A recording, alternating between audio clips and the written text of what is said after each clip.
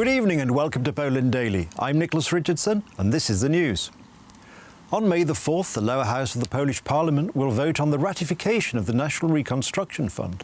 All European Union member states will need to ratify similar national measures for funds to start flowing from the EU's coronavirus rescue package. The largest opposition party, Civic Platform, is demanding that the bill be ratified with a qualified majority vote, something that is unlikely to happen. Party leader Borys Budka is under increasing pressure as internal party factions level allegations that he has mishandled the issue, and some even call for him to be replaced.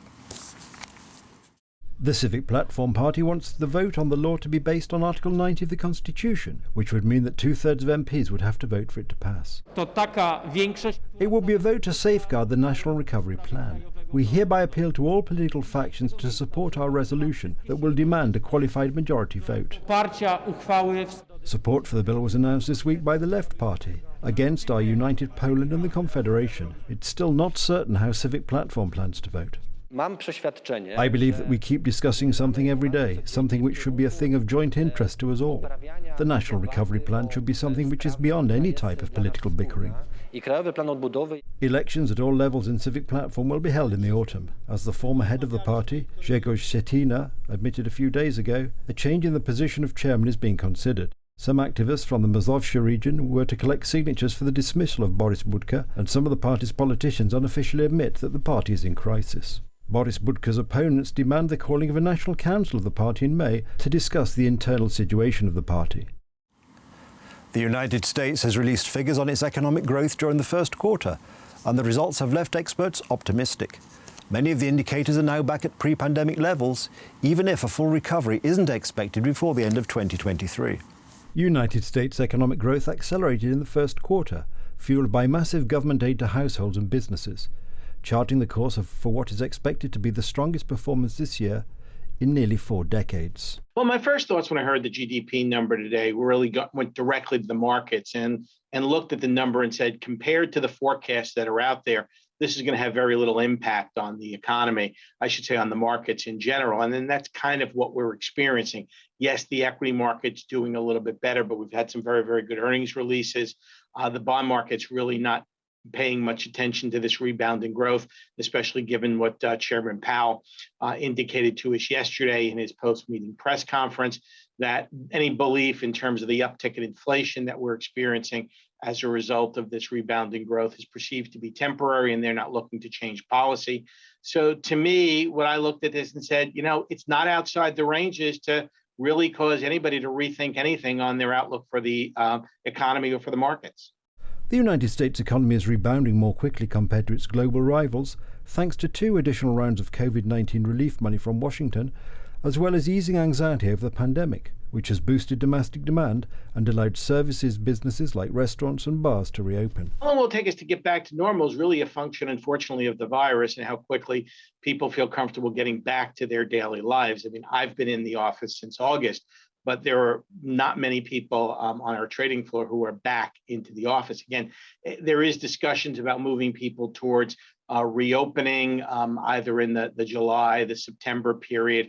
We'll have to see how all that unfolds. But I think in terms of the economy in general, we're already back to the pre-COVID levels. We've got an economy that is different in its construct than it was before, but it's a very, very healthy economy based on very, very solid balance sheets. The second fastest growth in domestic products since the third quarter of 2003, reported by the Commerce Department on April the 29th, left output just 0.9% below its level at the end of 2019. Economists expect a full recovery from the pandemic recession, which started in February 2020, in late 2023.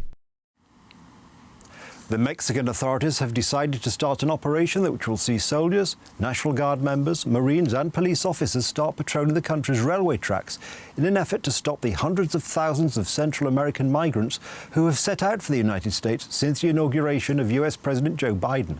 Catching a lift on a freight train has been the easiest way north for migrants for decades. The railway tracks running through Mexico's Gulf state of Veracruz have helped to guide generations of Central American migrants en route towards the United States. Journeying on foot under the fierce sun, migrants jump on moving freight trains for some much-needed rest as they keep on their trek north towards the American dream. But that could soon change after authorities in Mexico deployed sizable forces in the state of Veracruz to deter migrants traveling through the country towards the United States. Then we are going to go off running away from them. We don't want them to get us. We have suffered a lot. We have been walking since arriving in Mexico to get here. We don't want them to get us because we will be returned to our country. There is nothing to do in our home countries. We don't have work. Under pressure from the United States, Mexico is seeking to boost enforcement to police better the movement of migrants in the country. However, migrants travelling by these railway tracks in Veracruz told Reuters that the security operation does little to protect citizens in Mexico and was solely concerned with stopping migrants. Served by looking after citizens, but this operation by the trains affects us on our journey. The majority of migrants don't have cash, so they bother the public by calling for charity, and it stops us continuing on our journey. People run out of money and then they have to go door knocking for charity, and that stops us on the journey.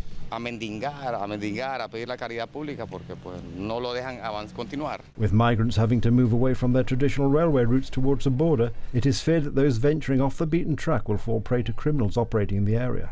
Recent changes to United States policies on deporting minors, along with a new Mexican law that prohibits holding children in migration detention centres, have reportedly encouraged migrants, particularly migrant families, seeking the American dream. French Prime Minister Jean Castex, in a nationally televised ceremony today, paid tribute to an administrative police worker stabbed to death last week at a police station, saying that she was a victim of Islamist terrorism. The killing has reignited the debate on the country's immigration policy and how to stop the spread of Islamist extremism. The killing of Stephanie Monferme, a 49-year-old mother of three, by a Tunisian national who was then shot dead by police, was the latest in a string of Islamist-inspired attacks on French soil in recent years. Islamist terrorism is nothing but bloody fanaticism. This fanaticism has declared war on us, but it's a war led by cowards. Only a coward would target a woman who, because of her status as a police administrative employee, was not carrying a weapon, a woman attacked by surprise while she was carrying on her daily life when no one, even police employees, had their guard up. France faces a presidential election next year where issues such as militant Islam, immigration and violent crime are expected to dominate the agenda. To pay homage to Stephanie, as well as to all victims of fanatic terrorists, means incessantly to continue to act, to reinforce our tools for prevention and surveillance, to start with those for digital networks, to counter terrorism with unyielding determination and renewed resources.